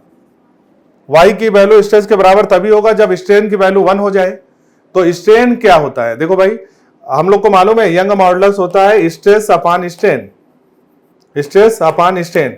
तो स्ट्रेन की वैल्यू अगर 1 हो जाए, स्ट्रेन क्या होता है? Change in length. स्ट्रेन हम लोग लिखते हैं change in length upon initial length. तो change in length ΔL, initial length L। अब क्वेश्चन में ऑप्शन देखें तो not change the length of the wire, अगर लेंथ ही नहीं चेंज हो रही है तब तो यहाँ पर लेंथ नहीं चेंज हो गई तो 0 हो जाएगा, तो ये तो इनफाइनाइट आएगा, तो ये तो गलत हो गया। Double the length of the wire, wire की लेंथ को डबल करेंगे, जब वायर की लेंथ को डबल करेंगे तो चेंज इन लेंथ हो जाएगा 2L - L, final length minus initial length, तो फाइनल 2L इनिशियल L, तो चेंज हो गया 2L - L अपॉन L, ये L कट गया, ये वैल्यू 1 आ गई। तो यहां पर अगर स्ट्रेन की वैल्यू 1 हो जाए, स्ट्रेन की वैल्यू 1 हो जाए तो यहां पर यंग मॉडुलस स्ट्रेन के बराबर हो जाएगा। तो यहां पर आंसर क्या लगाएंगे? सेकंड। तो 31 का सेकंड आंसर करेक्ट होगा। 32 देखते हैं, ये 2 concentric sphere of radius R1 and R2, 2 concentric sphere है, इसका रेडियस R1 है और इस पे चार्ज मान लेते हैं Q1 और इसका सरफेस चार्ज डेंसिटी है सिग्मा। एक दूसरा कंसेंट्रिक स्फीयर जिसका रेडियस है R2, इसका रेडियस है R2 और इस पे चार्ज हम लोग क्या मान लिए? Q2, इसका सरफेस चार्ज डेंसिटी नेगेटिव में है -2 सिग्मा। क्वेश्चन में बताना है दोनों का चार्ज, नेट चार्ज 0 है, तो दोनों चार्ज को लिख दें, यानी क्वेश्चन में Q1 + Q2 और किसके इक्वल टू करना है? 0। Q1 की वैल्यू रखें, Q2 को दोनों को जोड़ के 0 करना है। तो Q1 की वैल्यू देखो ध्यान से, सरफेस चार्ज डेंसिटी के टर्म में, सरफेस चार्ज डेंसिटी होता है चार्ज पर यूनिट एरिया, तो Q1 सरफेस चार्ज डेंसिटी पहले के लिखेंगे, तो चार्ज हो गया Q1, इसका एरिया हो गया 4πr1 का स्क्वायर। तो बताओ भाई Q1 का वैल्यू क्या आ गया? Q1 बराबर 4πr1 का स्क्वायर इंटू सिग्मा। इसी तरह अगर हम लोग Q2 का वैल्यू निकालेंगे तो यहां पर हो जाएगा 4πr2 और सिग्मा की जगह हो जाएगा 2 सिग्मा, लेकिन -2 सिग्मा, तो ये वैल्यू आ गई। ठीक है ना, चार्ज की वैल्यू यहाँ पे रख के आंसर निकालेंगे, तो 4πr1 का स्क्वायर इंटू सिग्मा प्लस और यहाँ पर कितना है 4 पाई R2 का square sigma into -2 sigma equal to 0। तो यहाँ पर सॉल्व करेंगे तो ये हो गया 4 पाई R1 का स्क्वायर इंटू सिग्मा बराबर, और ये 2 से मल्टीप्लाई हो जाएगा तो 8 पाई R2 का स्क्वायर इंटू सिग्मा। अब जरा ध्यान से देखें, 4 पाई से 8 पाई कट गया, 2 हो गया, सिग्मा से सिग्मा कट गया। R1 अपान R2 का रेशियो निकालना है, R1 square upon R2 square बराबर हमारा आ जाएगा 2। तो यहाँ पर आ जाएगा रेशियो में √2। तो √2:1 इसका राइट आंसर होगा पहला। तो पहला आंसर इसका सही हो जाएगा। तो सरफेस चार्ज डेंसिटी लिखना है, दोनों का चार्ज नेट चार्ज 0 है, Q1 + Q2 = 0 करना है। क्वेश्चन नंबर 33, यहाँ पर 4 कैपेसिटर दे रखे हैं और सभी की कैपेसिटी की वैल्यू दे रखा है। यहाँ पर है 1, यहाँ पर C2 पे है 1.5 माइक्रो, सभी पे माइक्रोफैरड है। C3 का वैल्यू है 2.5 और C4 का वैल्यू यहाँ पर है 0.5। क्वेश्चन में A और B के बीच का पोटेंशियल डिफरेंस लिखना है। तो तो देखो ध्यान से, इसमें भी हम लोग किरचॉफ का ब्रांच रूल लगा दें। तो B से A की तरफ चलो या A से B की तरफ चलना है, तो हम लोग पहले अपना एक डायरेक्शन बनाएंगे इमेजिनरी। तो यहाँ से A से B की तरफ हम लोग अपनी इमेजिनरी डायरेक्शन बना लेते हैं। तो हम लोग इधर चल रहे हैं A से B की तरफ। किरचॉफ का ब्रांच रूल में क्या है, सभी जगह पर पोटेंशियल लिखना है, इक्वल टू 0 करना है। तो A से चलना शुरू करेंगे तो A का पोटेंशियल मान लिया VA है, आगे गए। अब जरा ध्यान से देखो, इसमें चार्ज अगर हम लोग यहाँ पर Q मान लें तो इस पार्ट में चार्ज Q1 गया और इस पार्ट में चार्ज Q2 गया। तो चार्ज यहाँ पर ऊपर में Q1 नीचे Q2 है। BA अब करंट चार्ज के अपोजिट डायरेक्शन में होगा तो प्लस लिखेंगे, Q1/C1 लिखेंगे, Q1/C1। अब इस वाली ब्रांच में जब नीचे वाली ब्रांच में जाएंगे तो चार्ज की डायरेक्शन में जाएंगे तो माइनस का Q2/C3 हो जाएगा और इक्वल टू किसके बराबर कर देंगे, VB के बराबर कर देंगे। अब B और A के बीच में पोटेंशियल डिफरेंस लिखना है। अब जरा ध्यान से देखो, हमको यहाँ पर Q1 और Q2 का वैल्यू अगर मालूम होता तो आंसर आ जाता। तो Q1 Q2 का वैल्यू कैसे निकालेंगे, तो Q1 और Q2 का वैल्यू निकालने के लिए फिर से आप ऊपर वाली इक्वेशन को देखें। तो यहाँ पर जो चार्ज है ऊपर वाली ब्रांच में Q1 जाएगा, तो इसको हम लोग अगर वोल्टेज के फॉर्म में लिखें, यानी कि Q1/C1 plus Q1/C2 plus Q1/C2 equal to कितना हो जाएगा 30। तो यहां से यहां तक का पोटेंशियल कितना है 30, ठीक है। तो यहां से वैल्यू रखेंगे तो Q1/C1 का वैल्यू 1 प्लस Q1/C2, C2 का वैल्यू 1.5 इक्वल टू कितना आ गया 30। यहां से Q1 की वैल्यू निकाल लेते हैं। Q1 बराबर क्या आ जाएगा 30 इंटू 1.5 डिवाइडेड बाई कितना हो जाएगा 2.5। तो यहां से सॉल्व करते हैं, पॉइंट से पॉइंट कट गया, 5 से काट दो, 5 ये 3 और ये 6, तो 18 माइक्रो कूलम आ गया Q1। इसी तरह Q2 का वैल्यू निकालेंगे। Q2 का वैल्यू कैसे निकालेंगे, तो Q2/C3 plus Q2/C4 equal to कितना आ गया 30। चलो यहां से Q2 का वैल्यू निकालेंगे तो यहां से चलो C3 का वैल्यू क्वेश्चन में कितना है 2.5 प्लस Q2 और यहां पर कितना वैल्यू है 0.5 इक्वल टू कितना करना है 30।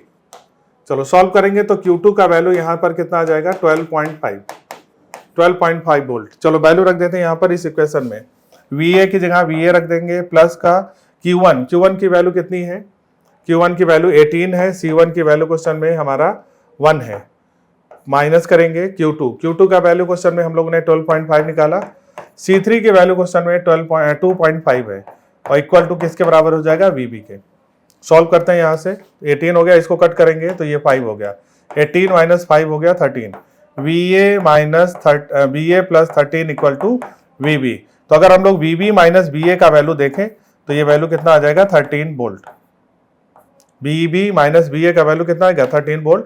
तो B के बीच का पोटेंशियल डिफरेंस ये आ जाएगा 13 वोल्ट, आंसर होगा 4। Question number 34, body possesses kinetic energy X moving on a rough horizontal surface stop in a distance Y. The friction force exerted by the body. Work energy theorem में हम लोगों ने पढ़ा work done बराबर change in kinetic energy. Work किसका लिख रहे हैं, फ्रिक्शन फोर्स का। तो वर्क हो गया फोर्स इंटू डिस्प्लेसमेंट, तो फ्रिक्शन फोर्स इंटू डिस्प्लेसमेंट कितना हुआ y, ये किसके बराबर होगा change in kinetic energy. Change in kinetic energy कितना है x, क्योंकि फाइनल एनर्जी क्या हो गई 0। तो यहाँ से फ्रिक्शन फोर्स की वैल्यू निकालना है, तो ये वैल्यू x बाई वाई हो जाएगा। तो x बाई वाई इसका राइट आंसर होगा third. Question number 35, a body falls from height S, the velocity और s के बीच में ग्राफ क्या होगा। तो अगर h हाइट से बॉडी अगर नीचे गिर रही है v बराबर 0 से, u बराबर 0 से, तो वेलोसिटी की इक्वेशन होता है v स्क्वायर बराबर u स्क्वायर प्लस 2gh, ठीक है ना। या इसको ऐसे लिखेंगे b square proportional to s, b square proportional to s हो गया। तो ग्राफ कैसा बनेगा, एक का पावर 2 है, एक का पावर 1 है। अगर 2 और 1 का पावर हो तो ग्राफ बनता है पैराबोलिक। तो स्ट्रेट लाइन गलत हो गया, पैराबोलिक बनेगा। पैराबोलिक उधर खुलेगा जिसका पावर 1 होगा। किसका पावर 1 है, s का पावर 1 है, तो पैराबोलिक s की तरफ घूमेगा। तो यहाँ पर किसकी तरफ घूम रहा है, v की तरफ, तो ये गलत हो गया। पैराबोला किधर घूम रहा है, s की तरफ, तो ये आंसर सही होगा, ठीक है ना। तो ये ग्राफ कैसे बनेगा, पैराबोलिक किसकी तरफ घूमता है, जिसका पावर 1 होता है। तो आंसर इसका थर्ड होगा। Question number 36, weight of the positive charge. तो एक पॉजिटिव चार्ज है ये प्लस का क्यू, है ना, और ये बैलेंस, इसको बैलेंस कराना है। इसका मास m है, तो इस पे वेट लगेगा mg नीचे की ओर। इसको बैलेंस कराने के लिए मतलब जितना फोर्स नीचे लग रहा है उतना ही फोर्स ऊपर लगाना पड़ेगा। और वो फोर्स कौन लगाएगा, वो लगाएगा इलेक्ट्रिक फील्ड। तो इलेक्ट्रिक फील्ड ऊपर ले जाना है। इलेक्ट्रिक फील्ड जो है पॉजिटिव चार्ज में हमको अगर ऊपर बनाना है, तो इसका मतलब नीचे पॉजिटिव चार्ज बना दो, प्लेट पॉजिटिव हो, ऊपर कैसी हो, नेगेटिव हो, यानी कि इलेक्ट्रिक फील्ड की डायरेक्शन किधर बननी चाहिए, अपवर्ड, ऊपर। और कितना फोर्स लगेगा, F बराबर QE के बराबर। तो अगर QE की वैल्यू mg के बराबर हो गई, तो इसका मतलब ये कैसा हो जाएगा, ये जो है हमारा बैलेंस हो जाएगा, इक्विलिब्रियम में हो जाएगा। तो इलेक्ट्रिक फील्ड किधर लगेगी, वर्टिकली अपवर्ड। अगर यही निगेटिव चार्ज होता, तो निगेटिव चार्ज होता तो हम लोग यहां पर फील्ड जो है वो लगाना पड़ता डाउनवर्ड। डाउनवर्ड लगाते हैं तो निगेटिव में अपोजिट डायरेक्शन में फोर्स होता, ठीक।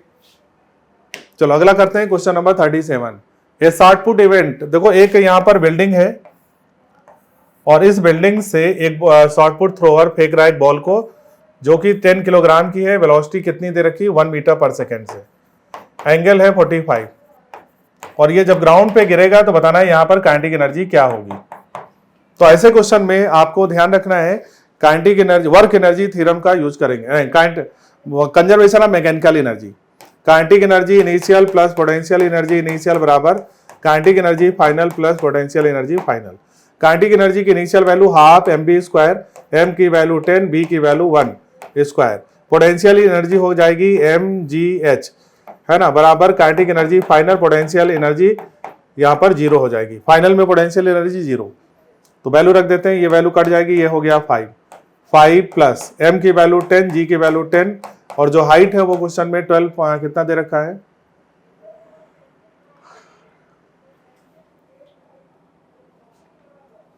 क्वेश्चन में 10 मीटर पर सेकेंड स्क्वायर है 1.5, तो हाइट क्वेश्चन में 1.5 है, तो h की जगह पर 1.5 रखेंगे, ये फाइनल काइनेटिक एनर्जी आ जाएगी। तो 1.5 इंटू 10 करेंगे 15 इंटू 10 150 प्लस 5 155 जूल इसका राइट आंसर होगा। तो 155 फाइनल काइनेटिक एनर्जी आएगी, answer number third. Question number 38, velocity of efflux of a liquid through the orifice. देखो वेलोसिटी ऑफ इफ्लक्स टॉर्सन्स इक्वेशन से हम लोग लिखते हैं। चलो ये वाली वेलोसिटी निकालनी है, तो वेलोसिटी ये है, तो ये हाइट अगर मान लो h है, तो वेलोसिटी ऑफ इफ्लक्स टॉर्सन्स लॉ से निकालते हैं, b बराबर √2gh।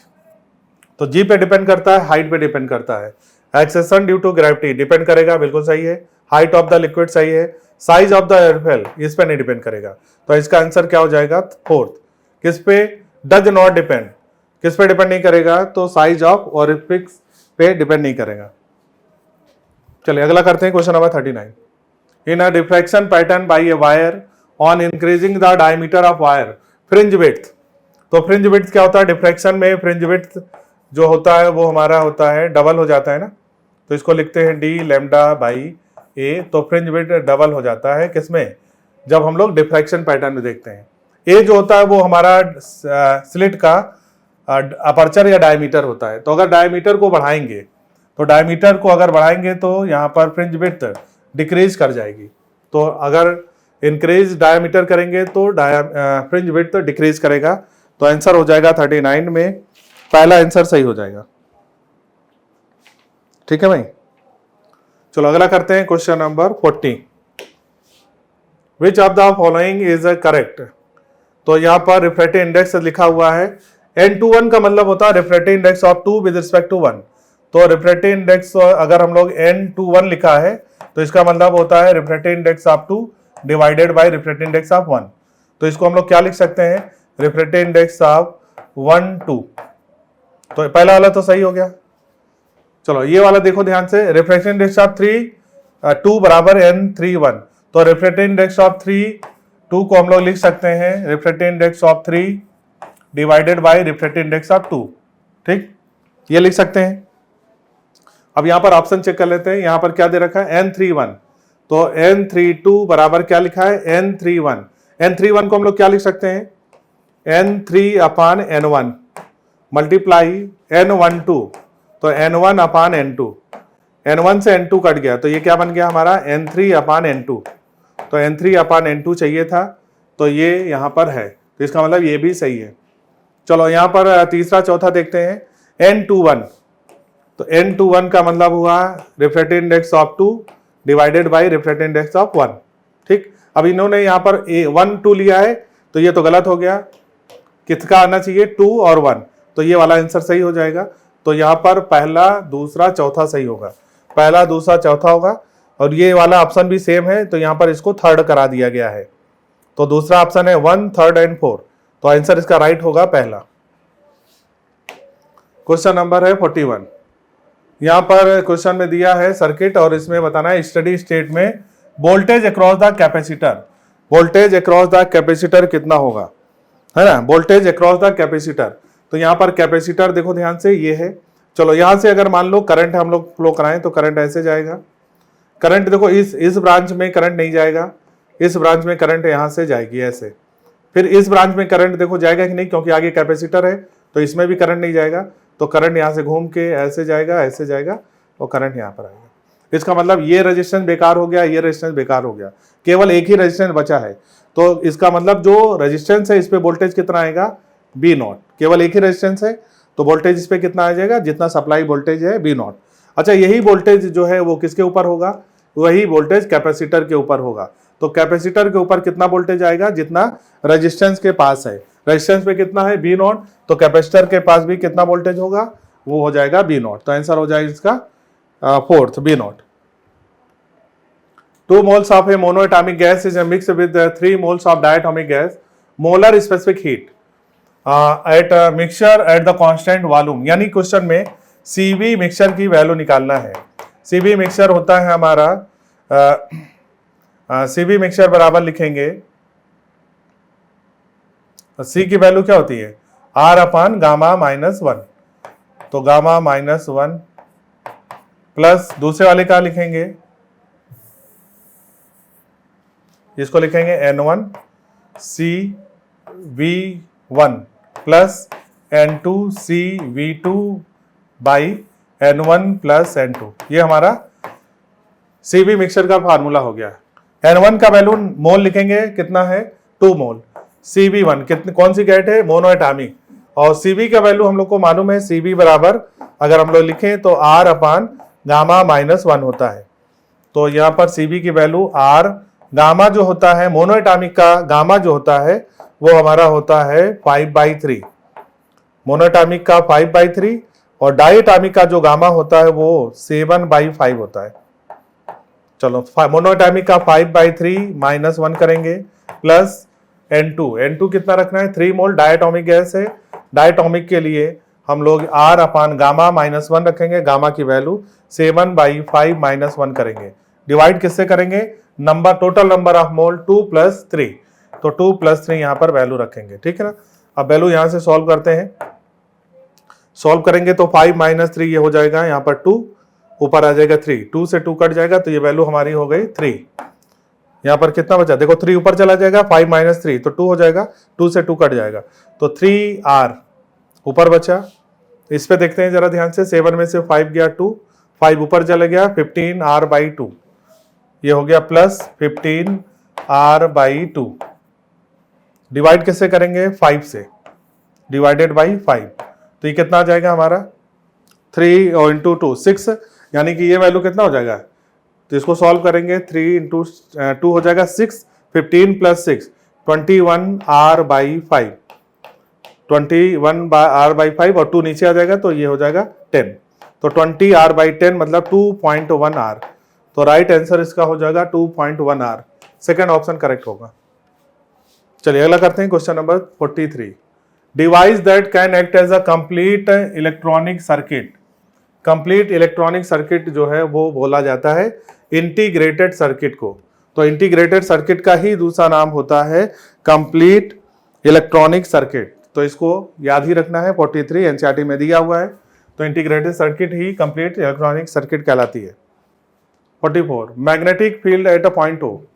देखो यहाँ पर 4 वायर हैं, नहीं 3 वायर हैं, एक ये वाला वायर, एक इसको 1 वायर, इसको 2 वायर और इसको 3 वायर किया। किसके कारण फील्ड नहीं होगी, तो देखो ये वाला जो पहला वायर है वो यहाँ पर टच कर जाएगा, तो इसके कारण फील्ड की वैल्यू, इस वाले वायर के कारण फील्ड क्या हो जाएगा, 0 हो जाएगा। अब हमारे पास 2 फील्ड बच रही है, मतलब 2 वायर बच रहे हैं, एक तो ये वाला वायर, तो इसके कारण फील्ड करंट को घुमाओ इसकी डायरेक्शन में इनवर्ड आएगी, तो इसके कारण फील्ड डॉट आएगी। चलो इस वाले के कारण फील्ड देखें तो करंट के डायरेक्शन में फिंगर, इसके कारण भी फील्ड किधर आ रही, इनवर्ड, तो इसमें दोनों में फील्ड इनवर्ड, इनवर्ड फील्ड को क्रॉस लिखते हैं, इसके कारण भी फील्ड क्या आएगी, क्रॉस। क्रॉस का मतलब हो गया हमारे पास वैल्यू जो आएगी वो दोनों जुड़ के आएगी। आंसर क्या आना चाहिए, दोनों आंसर में जुड़ के आना चाहिए, यानी प्लस का साइन होगा, प्लस का साइन होगा, तो ये माइनस वाला हटा दो, माइनस का हटा दो, प्लस वाला होगा, ठीक है ना। चलो अगर हम लोग इस वाले सेगमेंट की बात करें तो इसकी फील्ड का फार्मूला क्या होगा, B2 μ0/4 पाई I/R, पाई से पाई कट गया, ठीक है ना, तो ये B2 हो गया, क्रॉस फील्ड आएगी। चलो ये सेमी इनफाइनाइट वायर है, इसके कारण फील्ड यहाँ पे लिखना है, तो इसके कारण जो फील्ड आएगा B3 बराबर आएगा μ0/4 पाई I/R, I/R, R की जगह A हो जाएगा, ठीक है ना। अब यहाँ से सॉल्व करेंगे तो ये दोनों वैल्यू सॉल्व करेंगे तो वैल्यू नेट फील्ड आ जाएगी B नेट बराबर B2 प्लस B3, दोनों जुड़ जाएगा, दोनों का डायरेक्शन सेम है। B2 की वैल्यू है μ0/4 I/R, 4R की जगह पर क्या रखेंगे A, रेडियस कितना दिया A, तो यहाँ I/A कर देंगे, यहाँ पर भी क्या करेंगे A, और प्लस μ0/4 पाई I/A, तो I/A कॉमन हो जाएगा, μ0 कॉमन हो जाएगा, μ0 I/4 पाई A कॉमन हो जाएगा, तो हमारे पास क्या बचेगा, तो बचेगा हमारे पास, हाँ μ0/4 पाई अगर कॉमन लेंगे तो ऊपर पाई प्लस 1 हो जाएगा, तो आंसर क्या आ जाएगा, पाई प्लस 1, तो आंसर इसका जो आएगा वो, तो आंसर आएगा 4, चौथा आंसर इसका सही हो जाएगा, ठीक है। चलो अगला करते हैं क्वेश्चन नंबर 45। मैच दो column 1 and 2।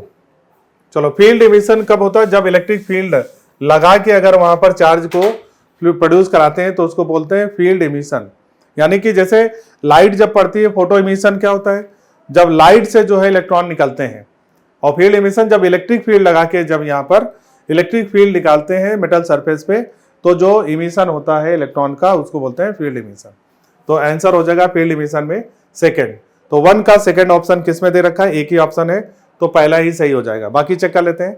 Photo electric emission, इसमें लाइट से जो है इलेक्ट्रॉन इमिट होगा, तो यहाँ पर लाइट जो होगा वो जैसे फोटो इलेक्ट्रिक इफेक्ट, तो सेकंड का थर्ड हो जाएगा।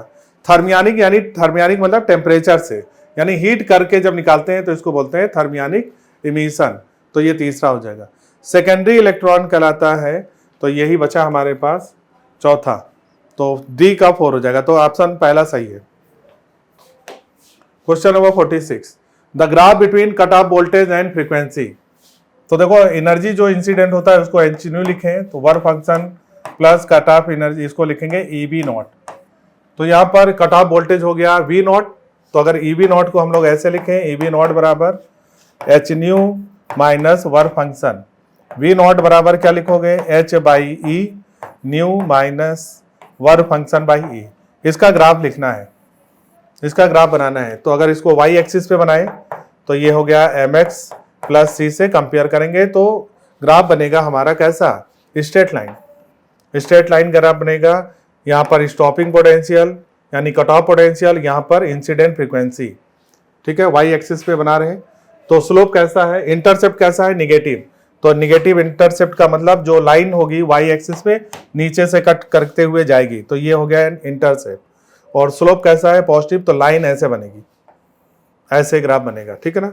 और इसका जो स्लोप होगा वो स्लोप कहलाएगा हमारा h/e, और ये जो इंटरसेप्ट है ये हमारा होगा वर्क फंक्शन अपान ई। तो वर्क फंक्शन ये ग्राफ हो गया, और ये जो स्लोप आएगा थीटा, थीटा की वैल्यू किसके बराबर हो जाएगी, h/e। स्लोप जो होगा वो h/e के बराबर होगा, थीटा नहीं, यहाँ पर m की वैल्यू लिखेंगे, तो m की वैल्यू h/e होगा। तो ग्राफ इंपॉर्टेंट है, स्ट्रेट लाइन, यानी कि पहला आंसर सही होगा। 47, how many dry cell each of EMF 1.5 volt. तो अगर 1.5 वोल्ट के कई सेल लग रहे हों, और यहां पर मान लेते हैं n सेल सीरीज में लग रहे हों, और जो रेजिस्टेंस है सभी का 0.5 है, और जो एक्सटर्नल रेजिस्टेंस है वो है 20 ओम, ठीक है ना। n सेल है, सभी का ईएमएफ कितना है 1.5, और इंटरनल रेजिस्टेंस कितना है 0.5। क्वेश्चन में करंट जो है इससे निकल रही है, करंट की वैल्यू 0.6 एम्पियर है। तो अगर हम लोग करंट का इक्वेशन लिखें तो करंट का इक्वेशन क्या होगा, I इक्वल टू हो जाएगा, अब जितना सेल है तो उसका ईएमएफ तो N हो जाएगा, n सेल सीरीज में तो N अपान R प्लस R, तो कैपिटल R, और यहाँ पर सीरीज में सारे रेजिस्टेंस हो जाएंगे, तो ये हो जाएगा NR। क्वेश्चन में करंट की वैल्यू क्वेश्चन में दिया है 0.6, N की वैल्यू नहीं मालूम है, एक सेल की वैल्यू है 1.5, R की वैल्यू क्वेश्चन में है 20, और N नहीं मालूम है, एक R की वैल्यू स्मॉल r है हमारा 0.5। सॉल्व करते हैं यहाँ से, तो ये पॉइंट से पॉइंट काट दो, 6 को काट दो 3 से, तो 3 से काटेंगे तो ये आ जाएगा 2, और 3 से इसको काटेंगे ये आ जाएगा 5। क्रॉस मल्टीप्लिकेशन करेंगे तो 40 प्लस 0.5 n इंटू 2 हो जाएगा, n बराबर हो गया 5n। तो यहाँ से n इधर आके 4n हो गया, तो 4n बराबर 40, n बराबर आ गया हमारे पास 10। तो कितने सेल सीरीज में लगेंगे 10। तो टोटल सेल पूछा गया है, number of cell in series 10 हो जाएगा। Question number 48, the dimension formula for acceleration, velocity and length. तो बताना what is the dimension formula for coefficient of friction. क्या आपको बी वेलोसिटी, एक्सेलेरेशन और लेंथ यानी कि आर में कोई रिलेशन मालूम है, म्यू के टर्म में, तो आपने ये पढ़ा होगा। तो बी देखो tan थीटा बराबर क्या पढ़ते हैं, B square by R G, B square by R G, ये फार्मूला हम लोग पढ़ते हैं। tan थीटा बराबर क्या होता है म्यू, तो म्यू का हम लोग फार्मूला पढ़ते हैं B square by R G. इस फार्मूले में वैल्यू पुट कर दो। तो बी की वैल्यू क्या रखनी है, वेलोसिटी, वेलोसिटी रखना है अल्फा बीटा -1, तो अल्फा बीटा -1, और इसका स्क्वायर करना है, डिवाइड करना है किससे, आर से। आर मतलब यहाँ पर लेंथ हो गया अल्फा गामा, तो आर की जगह पर अल्फा गामा रखेंगे, और यहाँ पर जी मतलब acceleration due to gravity, alpha ये है अल्फा बीटा का पावर -2। सॉल्व करते हैं यहाँ से, देखो ये क्या हो जाएगा हमारा, ये अल्फा स्क्वायर हो गया, तो ये स्क्वायर से कट गया, तो अल्फा स्क्वायर बीटा का पावर -2, नीचे हमारा क्या हो गया, ये अल्फा मिलके अल्फा स्क्वायर हो गया, ये हो गया बीटा का पावर -2, और ये हो गया गामा, अल्फा स्क्वायर से अल्फा स्क्वायर, बी से ये कट गया, गामा ऊपर जाके गामा -1 हो जाएगा। तो आंसर हो जाएगा गामा -1, ऑप्शन नंबर चौथा इसमें सही हो जाएगा। 49 देखते हैं, in the arrangement shown in the figure. Frequency बताना है ध्यान से, फ्रीक्वेंसी को देखो। तो ये कॉइल जो ये तुम्हें जो दिख रहा है ये किस में है, ये दोनों हमारे पैरेलल में है, और पैरेलल में हम लोग को मालूम है जो के होता है, 3 चीज याद रखना है, पीसीएस जो होता है वो 1/r के टर्म में जुड़ता है, पावर ऑफ बल्ब, बल्ब के पावर के क्वेश्चन, कैपेसिटर के क्वेश्चन और स्प्रिंग के क्वेश्चन, ये सब सीरीज में जैसे रेजिस्टेंस जुड़ता है उसका उल्टा जुड़ेगा। तो यहाँ पर पैरेलल में सीरीज का फार्मूला और सीरीज में पैरेलल का फार्मूला रेजिस्टेंस वाला लगाएंगे। अच्छा टाइम पीरियड देखते थे तो t बराबर 2π√m/k इफेक्टिव लिखते थे। फ्रीक्वेंसी इसका उल्टा कर देंगे तो f बराबर हो गया 1/टाइम पीरियड 1/2π k इफेक्टिव अपान m। के इफेक्टिव यहाँ पर किसमें है, पैरेलल में, तो पैरेलल में सीरीज का फार्मूला लगाएंगे, तो दोनों का वैल्यू सीधा सीधा जोड़ दो, k1 + k2 डिवाइड किससे करेंगे, m से, तो ये फ्रीक्वेंसी का रिजल्ट आ जाएगा k1 plus k2 divided by m, answer number second. Question number 50, 4 charge है, प्लस का Q, माइनस का Q, माइनस का Q। Work done in carrying charge E from O, E से charge E from O to E, O से E तक एक charge E को ले जाना है, कहां से, O से E तक। वर्क डन होता है हमारा, वर्क डन बराबर जिस चार्ज को मूव करा रहे हैं स्मॉल e, कहां से कहां तक, फाइनल, फाइनल मतलब E और इनिशियल मतलब O। तो ये हमारा वर्क डन होता है, वर्क डन बराबर Q into delta we, delta we final potential minus initial. Charge जो है स्मॉल e O से E तक जा रहा है तो फाइनल E हो गया, इनिशियल पॉइंट हो गया O। चलो E पे पोटेंशियल की वैल्यू निकालें, E पे, तो E पे पोटेंशियल एक तो प्लस Q के कारण आएगा, जितना प्लस के कारण आएगा उतना ही माइनस के कारण आएगा, तो यहाँ पे पोटेंशियल इन दोनों के कारण जीरो हो गया। Q के कारण पोटेंशियल इस पे लिखेंगे, जितना प्लस Q के कारण आएगा उतना ही माइनस Q के कारण आएगा, क्योंकि दोनों की दूरी सेम है, तो जितना प्लस में पोटेंशियल Q के कारण उतना ही माइनस Q के कारण, तो E पे पोटेंशियल का वैल्यू जीरो आएगा। चलो O पे पोटेंशियल देखें सेंटर पे, तो सेंटर पे पोटेंशियल देखेंगे तो नेट चार्ज देख लो, प्लस का Q, तो प्लस का 2Q हो गया, माइनस का Q, माइनस का 2Q, तो माइनस का 2Q, दोनों चार्ज को जोड़ दो, अगर ये जीरो है तो सेंटर पे पोटेंशियल जीरो हो जाएगा, जो कि हो रहा है, प्लस का 2Q माइनस का 2Q मिलके ये जीरो हो जाएगा। इसका मतलब वर्क डन की वैल्यू क्या आ जाएगा, जीरो, तो आंसर हो जाएगा थर्ड। तो करेक्ट आंसर यहाँ पर थर्ड हो जाएगा। तो ये था आज का ऑल इंडिया फुल सिलेबस, जो कि नंबर 44 था, उसका डिस्कशन। उम्मीद है डिस्कशन आपको अच्छा लगा होगा, और अगर डिस्कशन अच्छा लगा है तो उसके लिए आप अच्छे से कमेंट करिए, और जो भी आपको डाउट हो वो जरूर कमेंट करके बताइए, ठीक है। अच्छे से पढ़िए और अच्छे से टेस्ट दीजिए, और जितने भी आपके प्रॉब्लम है वो उसको आप जरूर यहाँ पर पूछ लीजिए। Thank you so much, good night.